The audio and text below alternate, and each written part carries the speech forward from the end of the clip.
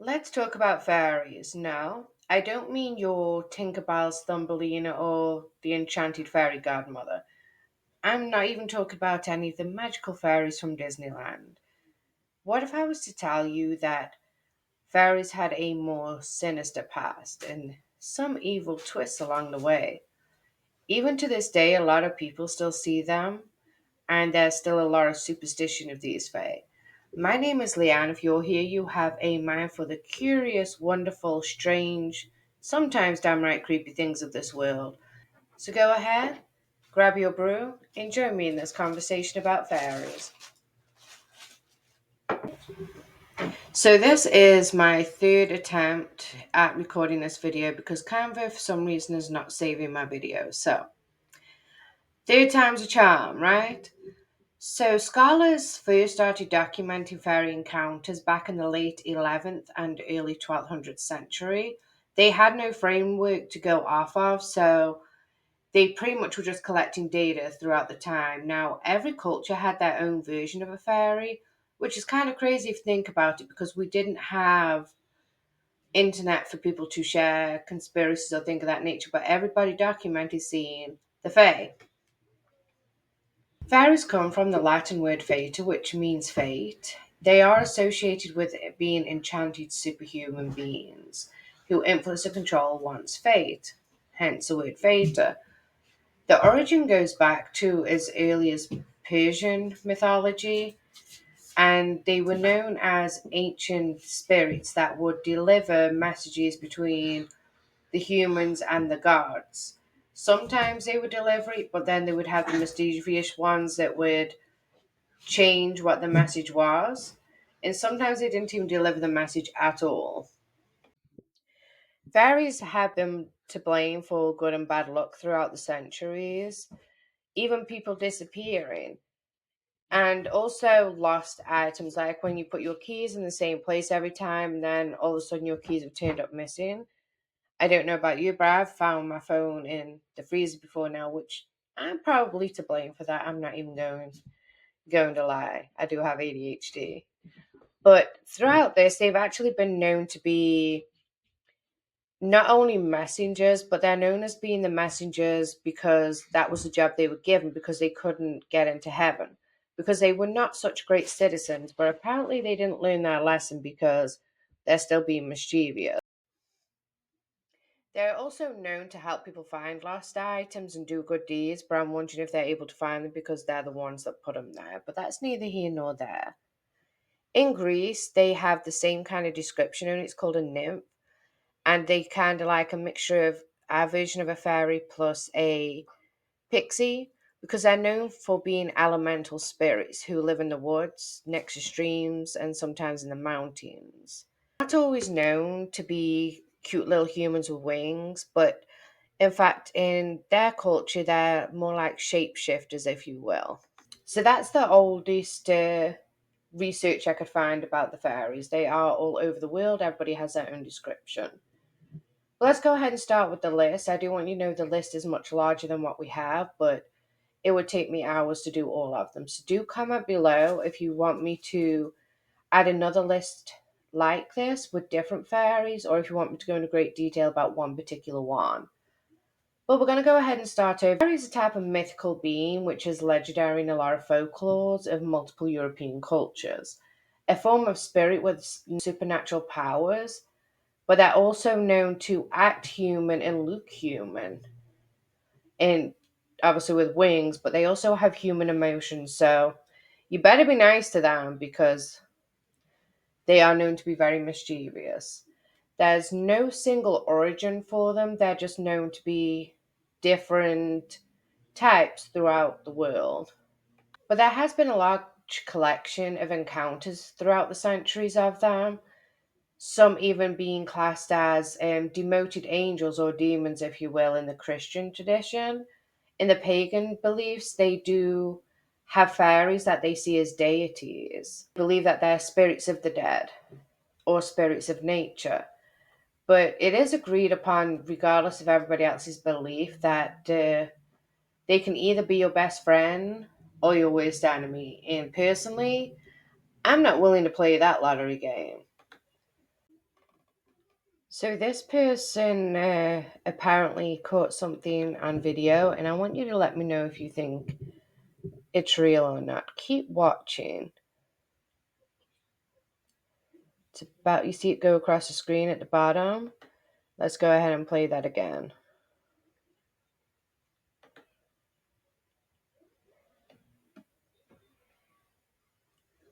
Here's slow motion. See that?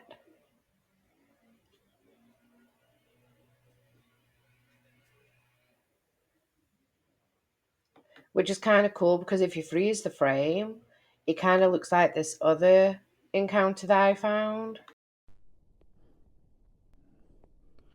Va dando un vuelo un poquito. Ya, ahí.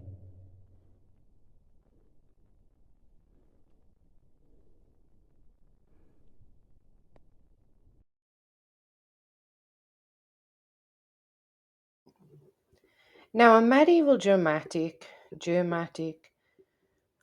going to put the word right here, speaking cultures, owls generally seem to have thought to have been magical beings with powers. Of course, they had the ears, but they were supposed to have like supernatural beauty. So they were known to be extremely beautiful and I guess handsome, but they mainly talk more about the female owls.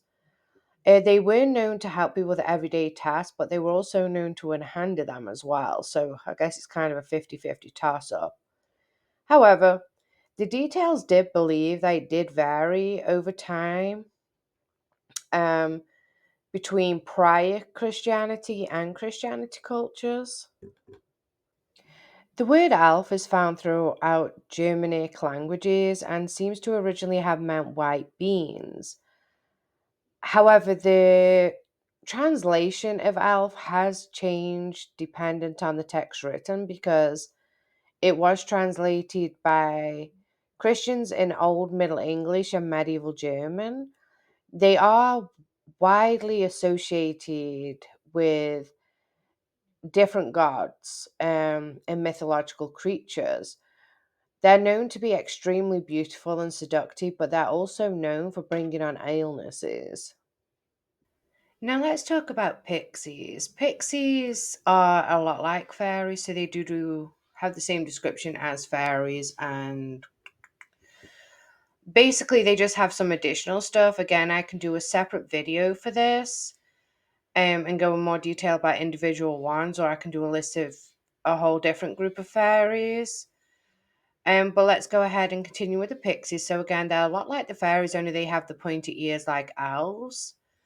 They are known to be in particular concentrated areas, such as the Moorlands, which is around Devon and Cornwall, suggesting that some Celtic origin for the belief in the name. However, the word pixie does appear in Dorset, Somerset, and a little lesser extent, it appears in Sussex, Wiltshire, and Hampshire contexts.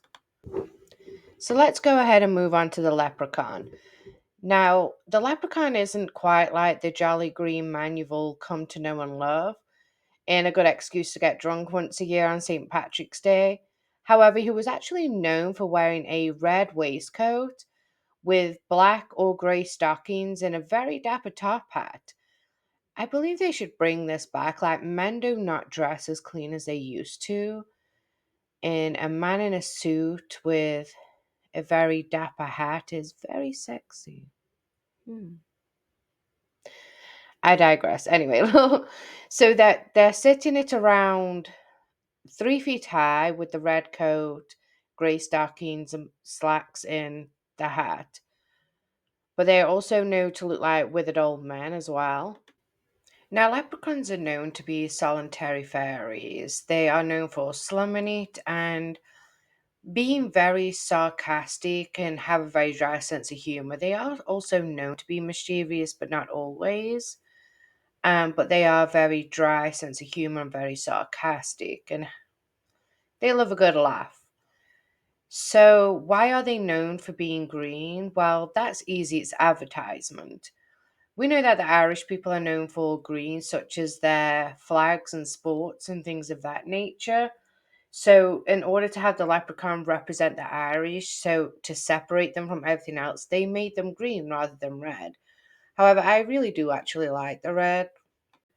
But the same thing happened to St. Patrick. St. Patrick was actually known for wearing his blue to the point where there's even a shade of blue named after him. But the leprechauns aren't only greenwashed per se, but they're also cute washed. Over time, to appeal to children, they've kind of moved away from the folklore to make them appealing for sales such as Lucky Charms.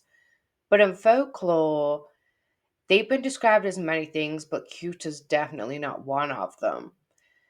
And the crazy thing is, the 1993 film, The Leprechaun, is actually the closest thing to the description of a real leprechaun. It's creepy, but when you look at the history of the mythical text, that's pretty much the closest that it is.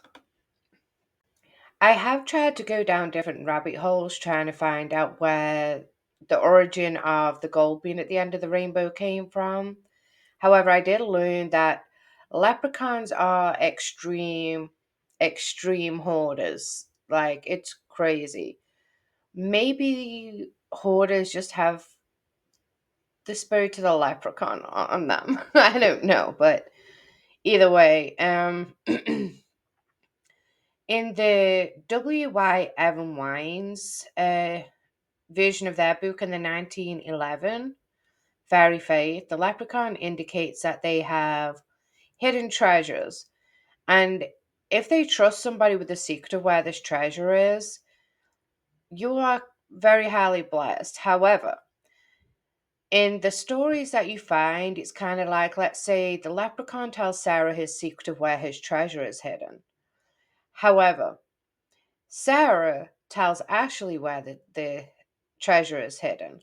So now Sarah dies because she told the secret, which I'm sure there's a lot of secrets that we wish people would take to the grave literally, but I digress. It's still horrendous. But they would die. And Ashley would never find the treasure anyway, because once the secret has been told, the treasure will turn into ivy leaves and blossoms. So it's a lose lose situation. So don't double cross a leprechaun. A lot of fairy history books do explain that not all leprechauns are pure evil, and some actually describe them as Irish gods at one point in time. And that brings us to banshees. Now, didn't know banshees were a fairy, huh? It's okay. I didn't either.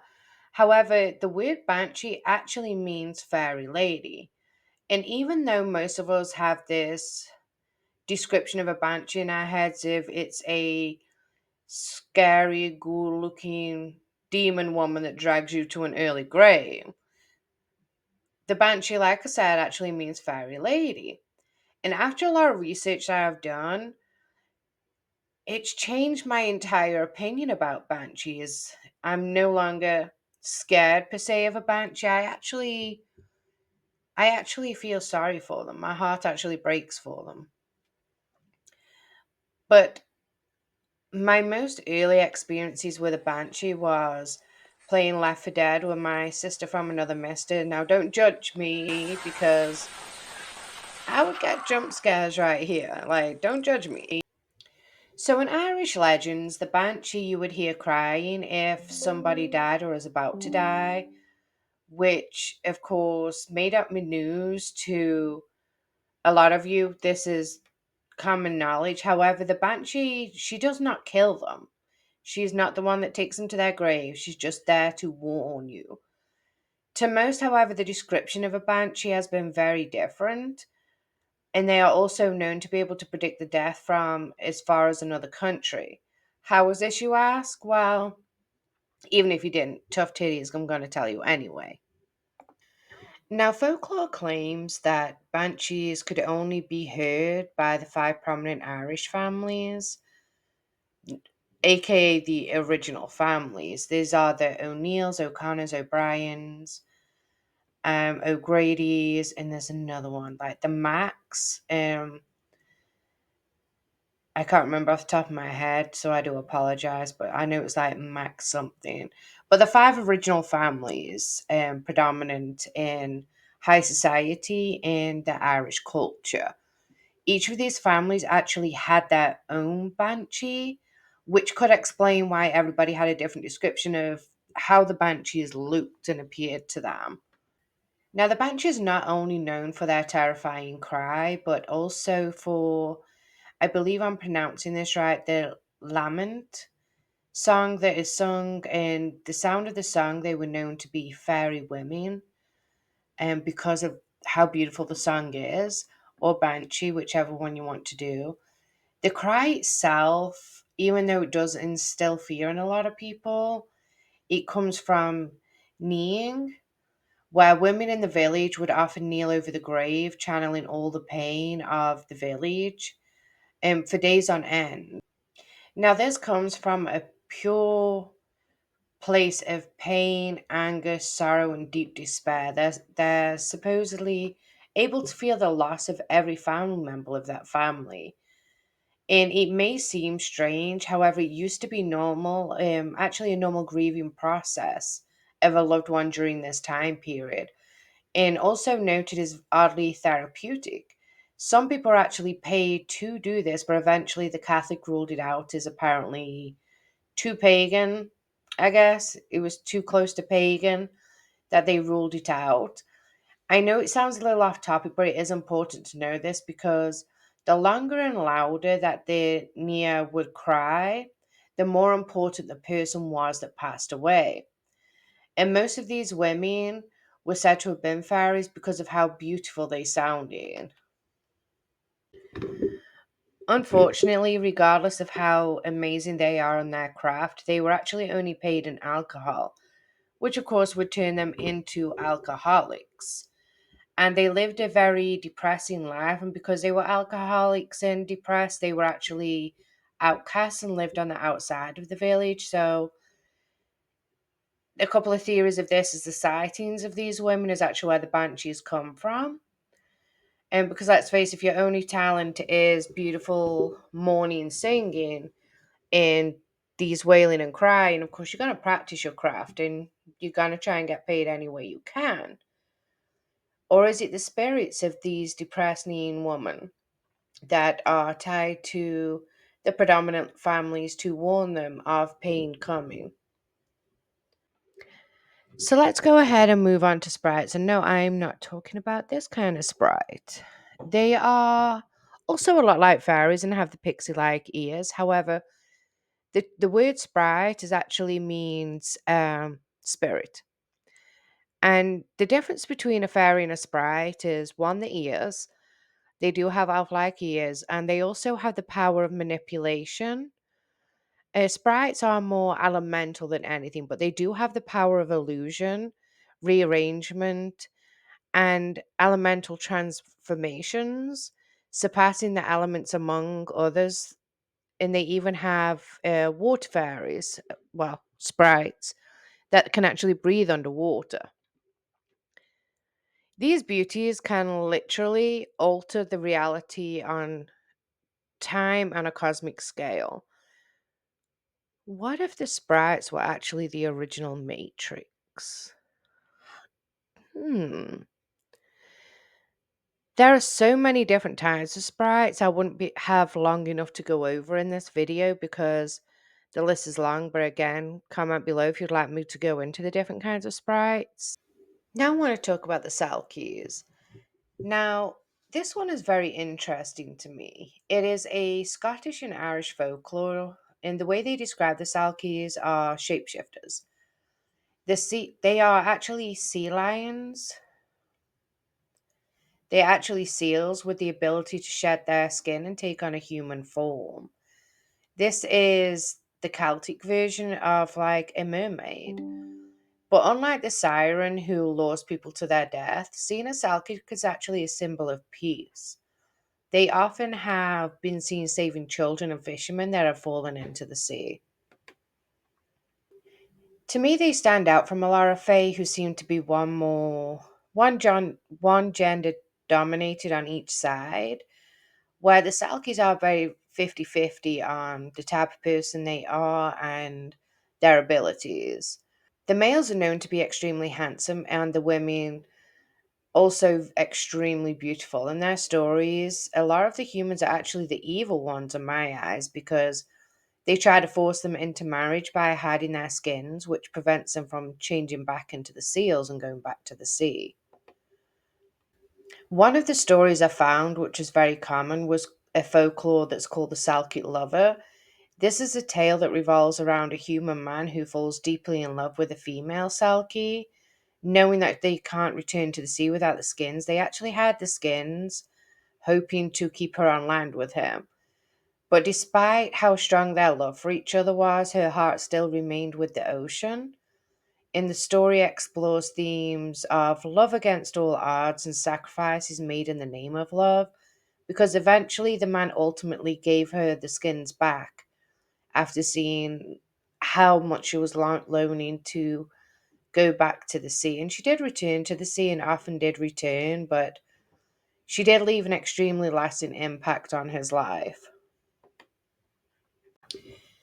Now, a lesser well known but still very enchanting story, this one of my favorites, says the Salkit Gifts. This isn't a tale about love, but rather it's a tale about a male Salkit that grants three wishes to a kind hearted fisherman who saves him from his entanglement in a fishing net. The fisherman's wishes were very humble and reflecting that he had a pure heart. So, in return, the Salkik actually offers him more gifts and gives him a magical shell, which allows the fisherman to summon him for guidance and assistance whenever he wanted to. The story basically goes on from it does divert from the usual romantic narrative, but it focuses on friendship, kindness, and rewards for selflessness in a bond between a Salkik and a fisherman, showcasing showcasing that there is potential for mutual respect and gratitude between humans and mythical creatures, adding another dimension to a rich transparency. Now, let's get into a more sinister fairy, which is the changeling.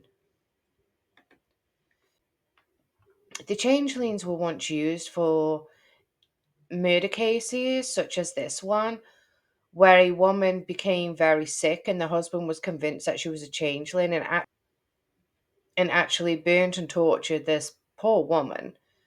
And it was used as a defense in the murder trial. But for thousands of years, Irish women have been keeping their children tight and close to them out of fear of being kidnapped, not by humans, but both by fairies. And the fairies exchange them for a changeling. And this is because fairies, their children would die a lot during childbirth, and they did need to increase the population of fairies. And also, it's known that red blood was actually required for fairies to get into heaven. So they would swap them out. Even though they would have the appearance of the child, of course, a mother knows their baby, and their features would be slightly off, and they would have some telltale signs, such as they would be very high tempered and very sickly. Women would often put iron tongues laid across the cradle because fairies were known to have been scared of them. They would also put red garments in the crib itself because it was supposed to remind the fairies what's coming to them in the afterlife for Judgment Day, basically. They would also put a crucifix above their cribs and sprinkle them in holy water for protection. They would often even go as far as spraying urine on the baby because fairies didn't like dirty children. Among Along with dressing boys as girls, girls as boys to cause confusion. And if the fairy passed through all of these lines of defense, there was like three ways that basically you could try and get your child back. And one was threatening to leave the child like in a crib outside of the home and leave them unattended because fairies are very protective of their own. So sometimes it was known that they would exchange the children back in order to stop the changeling from coming to any harm. And the second one would be to burn them in the fireplace. They were to have known to, if you put them in the fireplace, then the fairies would take them up the chimney and save them, and your child would be returned.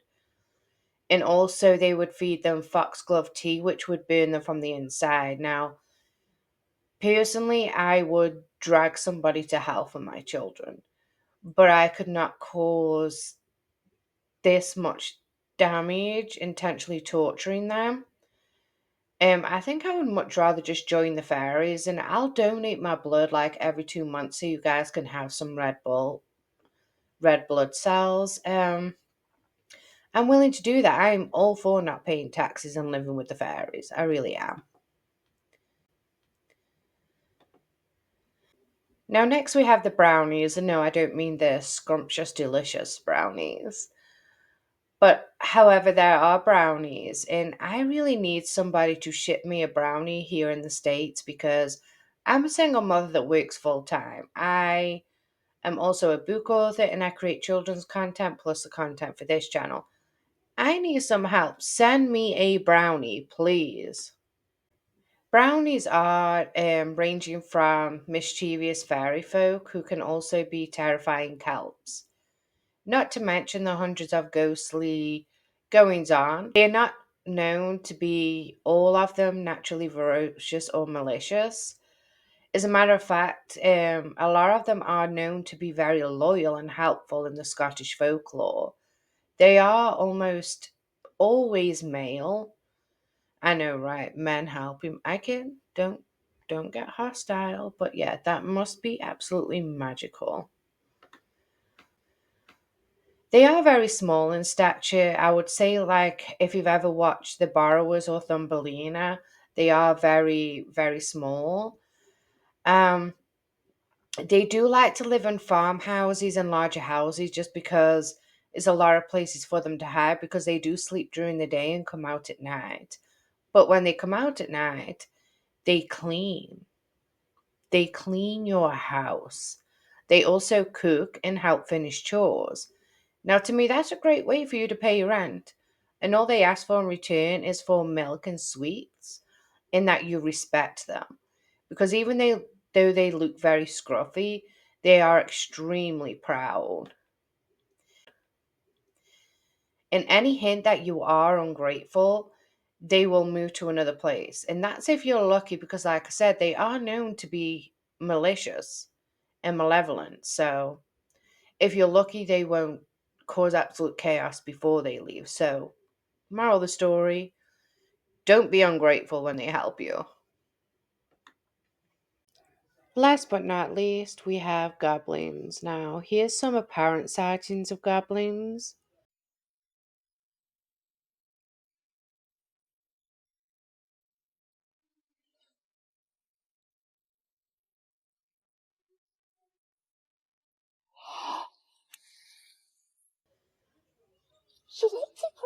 Only a British person would bring clothes for a goblin, and is very excited about it too. That's a crazy thing. She did take it from me back. Goblins in Western folklore are wandering spirits and or boogeymen of sorts. They can be mischievous, but they are most of the time they're more mischievous than they are any kind of maliciousness. They like to stay in grottos, but often they attach to your home where they bang on pots and pans, mess with the doors, bang on walls, snatch clothes off sleeping people. They're also known to move furniture, and all of this activity makes you think, are most of these people who think that they have poltergeist, do they really have a goblin? Because it sounds like it. On another note, during my research, they really like shoes. They have a thing for shoes. I think they have a little bit of a foot fetish. But they're also known for helping with parenting. Like, they'll give kids gifts if they're good and punish them where they're bad, which is a little ironic, don't you think, goblins, when you're very known for being mischievous? However, the word goblin comes from the Greek word, and I believe I'm saying this right, kobolos, which actually means rogue. So this was a list of some of the fairies, but obviously not all of the fairies. So if you would like a list of more fairies, or for me to go into great detail about one individual fairy or just a handful of fairies, go ahead and comment below because I promise you I have a lot of research. But join me next Monday at Grab Your Brew with another video. We will be talking about skin crawlers.